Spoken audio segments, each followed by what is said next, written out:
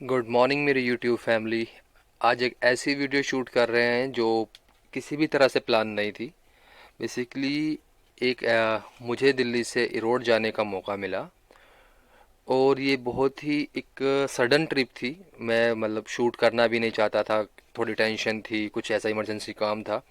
लेकिन जैसे जैसे धीरे धीरे मैं आगे गुजरता गया, जैसे ही मुझे नज़ारे दिखते गए तो मैंने सोचा कि क्यों ना इन नज़ारों को भी टेंशन के बीच में ही कैप्चर कर लिया जाए। मुझे टेंशन है लेकिन मेरे कैमरे को टेंशन नहीं थी। और ये ट्रिप होने वाली है दिल्ली से इरोड। काफ़ी दूर है, लेकिन हम लोगों ने अप एंड डाउन किया है 3 डेज़ के अंदर। और हम लोग दिल्ली नई दिल्ली रेलवे स्टेशन से बैठे थे और ट्रेन जैसे जैसे धीरे धीरे आगे चढ़ती गई, जैसे ही ट्रेन ने मथुरा और आगरा क्रॉस किया तो मथुरा में गर्मी थी, आगरा में और ज़्यादा गर्मी थी। लेकिन जैसे ही हम लोग ग्वालियर पहुँचे, ग्वालियर में मौसम थोड़ा सा शांत हुआ क्योंकि बारिश होने लगी थी। हेलो भाई, खूबसूरत जंगल से गुजर रही है अपनी ट्रेन। फुल, बहुत खूबसूरत। ग्वालियर क्रॉस करने के बाद हम लोग एंटर होने जा रहे थे नागपुर में। और जैसे ही हम नागपुर में पहुंचे, संतरों का शहर नागपुर सबको पता है, लेकिन वैसे ही पहाड़ी एरिया भी शुरू हो गया और ख़ूबसूरती भी बढ़ती गई। बारिश बहुत ज़्यादा थी, मज़ा और भी आ रहा था, मौसम ठंडा हो गया था। ऐसे धीरे धीरे हमारी ट्रेन ने और स्पीड पकड़ ली। कितनी ज़्यादा स्पीड पे चल रही है आप देख पा रहे होंगे। नागपुर के बाद हमने क्रॉस किया है विजयवाड़ा। और जैसे ही हम विजयवाड़ा से निकले तो चारों तरफ बादल, पहाड़, लैंडस्केप, खूबसूरत नज़ारे, बादल हमें दिखाई दे रहे हैं क्योंकि हम आ गए हैं तिरुपति बालाजी के एरिया में। और जैसे ही आप तिरुपति बालाजी के एरिया में एंटर करते हैं तो चारों तरफ एक मनमोहक खूबसूरती फैल जाती है। और ये खूबसूरती काफ़ी दूर तक है। यहाँ की पहाड़ियाँ बहुत फेमस है और ये एरिया फेमस है एक फेमस तिरुपति मंदिर के लिए भी। अभी हमारी ट्रेन ने एक छोटा सा स्टॉप लिया है, आउटर पर खड़ी है तिरुपति के। और ये सारा नज़ारा मैंने चाहा कि अपने कैमरे में कैप्चर कर लूं और आप लोगों को भी दिखाऊं। बहुत ज़्यादा खूबसूरत नज़ारा है, चारों तरफ ग्रीनरी ग्रीनरी है और मौसम भी बहुत अच्छा हो रहा है, बहुत ज़बरदस्त वेदर। अब हमने तिरुपति बालाजी को क्रॉस कर लिया है, लेकिन अभी हम तिरुपति बालाजी के ही एरिया में हैं। आप जैसे देख रहे हो खूबसूरत नज़ारे, दूर दूर तक ग्रीनरी ही ग्रीनरी है। कुछ पहाड़ भी हैं, थोड़ा मैं पास से दिखा ट्राई करता हूँ। थोड़ा पहाड़ के पास से। और ये पूरा रास्ता जो जितना भी रास्ता है, जो नागपुर के बाद का पूरा रास्ता है, पहाड़ों के बीच से होके गुजरता है। ऐसा कोई भी रास्ता नहीं है कि लाइक पूरा पहाड़ों से गुजरता हो, ये पूरा पहाड़ों से गुजरता है। और यहाँ के चार पहाड़ों पे चारों तरफ ग्रीनरी ही ग्रीनरी है। देखो कितना खूबसूरत नज़ारा है। धीरे धीरे कोकोनट ट्री दिखने शुरू हो गए हैं, यानी कि इसका मतलब है हम साउथ में पूरी तरह से एंटर कर चुके हैं। ये ट्रेन दिल्ली से चलती है, दिल्ली के बाद यूपी में एंट्री करती है, उसके बाद मध्य प्रदेश में एंट्री करती है। मध्य प्रदेश के बाद ये आपका महाराष्ट्र में एंट्री करती है, कर्नाटक में एंट्री करती है। कई सारी स्टेट घूमने का मौका मिलता है इस ट्रेन से हमें। छोटे छोटे मोटे न जाने कितने स्टेशन बीच में पड़ते हैं।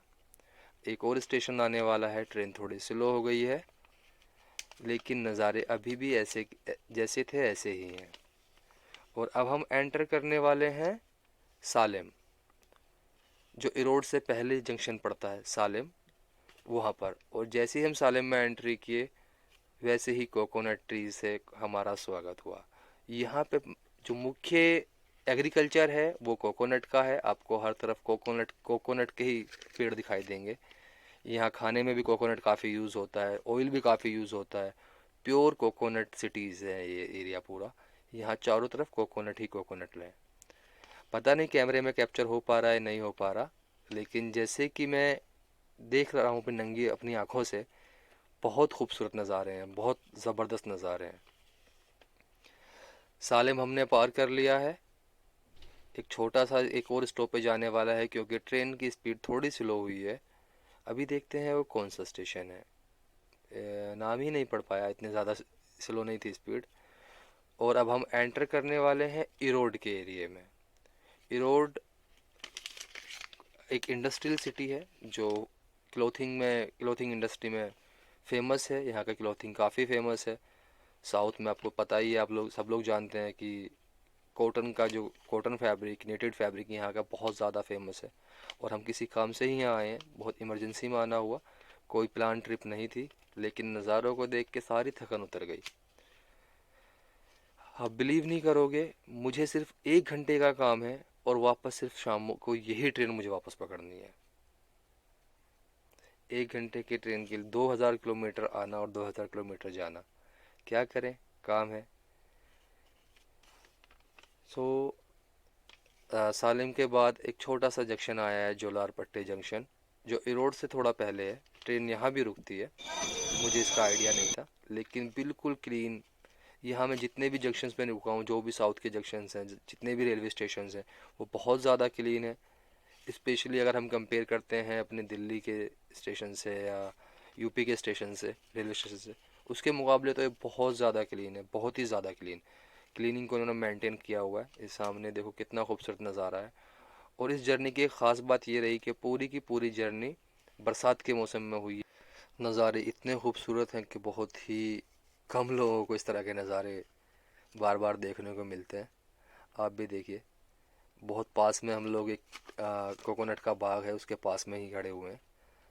अब धीरे धीरे हमारी ट्रेन मूव होना शुरू हो गई है इरोड की तरफ। जैसे ही इरोड जा रहे हैं और ख़ूबसूरत नज़ारे दिख रहे हैं, क्योंकि इरोड जो है, इरोड का जो मौसम है सुहाना रहता है ऑलमोस्ट। मतलब कभी भी इतनी ज़्यादा गर्मी यहाँ पड़ती नहीं है। जहाँ मुझे बताया गया है कि रोड में इतनी ज़्यादा गर्मी होती नहीं है, और यहाँ बरसात में तो और भी ज़्यादा मौसम अच्छा हो जाता है। बहुत ज़बरदस्त मौसम है। धीरे धीरे रेलवे स्टेशन की तरफ हम लोग जा रहे हैं। उम्मीद है कि ये स्टेशन इरोड ही होगा, जैसा मुझे लगता है कि रोड ही होना चाहिए, क्योंकि दिखा रहा है। अभी कोई छोटा मोटा कोई बीच में कोई स्टॉप हो तो अलग बात है। और हाँ, ये इरोड ही है। हम इरोड के आउटर पे खड़े हैं। आउटर पे ट्रेन ने एक छोटा सा स्टॉपेज लिया है और हम धीरे धीरे रोड में एंटर कर जाएंगे। ट्रेन थोड़ी थोड़ी मूव होनी शुरू हो गई है, स्लोली स्लोली। और अब हम उतर गए हैं इरोड में, इरोड रेलवे स्टेशन से बाहर आ गए हैं। बहुत ही सुंदर, बहुत साफ़ सुथरा रेलवे स्टेशन है, बहुत ज़बरदस्त तरीके से मेंटेन किया हुआ है। ये है इरोड का रेलवे स्टेशन। बाहर से मैं आपको नज़ारे दिखा रहा हूँ, देखो कितना खूबसूरत है, बहुत ज़्यादा खूबसूरत। एक पार्क बनाया हुआ है चारों तरफ, बहुत ज़बरदस्त रेलवे स्टेशन है। बहुत चलते हैं बाहर की तरफ, घूमते थोड़ा सा रोड, अपना काम ख़त्म करते हैं, ध्यान मिलते हैं आपसे, और साथ साथ आपको भी दिखाते हैं। स्टेशन के जस्ट सामने एक ट्रेन का डब्बा रखा हुआ है। थोड़ा फ्रेश हो गए, अभी बंदा आ रहा है जो हमें पिक करने आएगा। एक्चुअली अपने किसी काम से आए हैं, तो वो बंदा अपने को पिक करने के लिए यहाँ आने वाला है। तब तक मैं यहीं बैठा हूँ, क्योंकि बहुत मज़ा आ रहा है भाई। मैंने अपनी होल लाइफ में इतना प्रिटी, इतना क्लीन रेलवे स्टेशन नहीं देखा है। वाकई में अभी तक सुना था कि साउथ के रेलवे स्टेशन बहुत क्लीन है, लेकिन रियल में क्लीन है।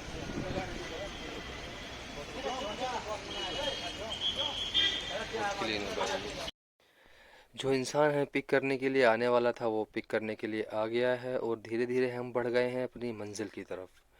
रोड में हमें एक फैक्ट्री में जाना है, वहाँ पे कुछ सैंपल्स देखने हैं।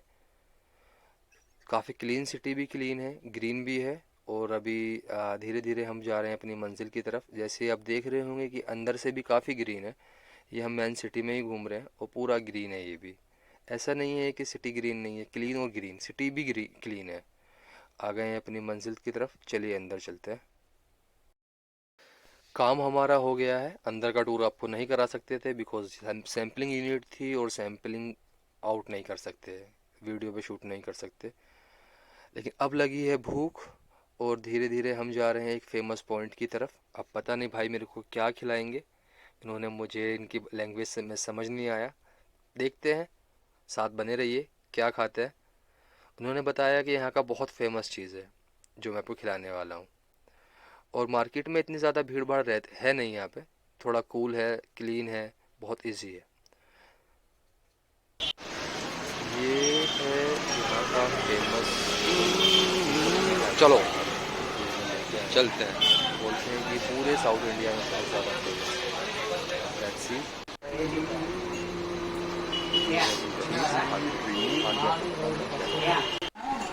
वाकई में बहुत ज़्यादा टेस्टी था भाई, बहुत ज़्यादा।